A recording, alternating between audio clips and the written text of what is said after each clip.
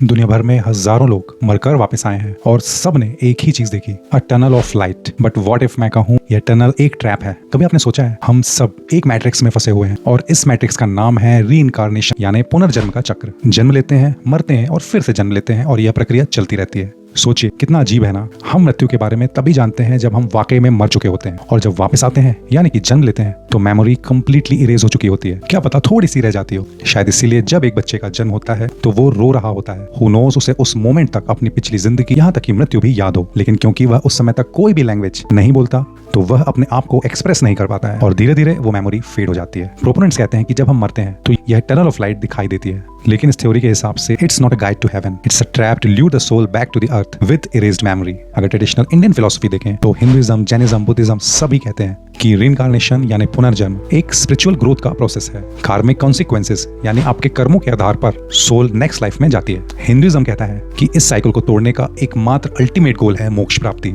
वो तब मिलता है जब हम अपने कार्मिक डेब्ट्स को क्लियर कर देते हैं या कर्मों का हिसाब चुकता कर चुके होते हैं और अपनी आत्मा को परमात्मा से एक कर पाने की स्थिति में आ जाते हैं। इसके लिए 3 पाथ्स दिए गए हैं। ज्ञान योग यानी नॉलेज और सेल्फ रियलाइजेशन का रास्ता। दूसरा है भक्ति योग, मतलब ईश्वर के प्रति प्योर डिवोशन। तीसरा है कर्म योग, निष्काम कर्म। इन तीनों में मास्टरी मिल जाए तो जन्म और मृत्यु का यह लूप टूट जाता है और सोल परमानेंटली फ्री हो जाती है। This is Anshul unmapped. अगर वीडियो अच्छा लगा हो तो आप मुझे फॉलो कर सकते हैं।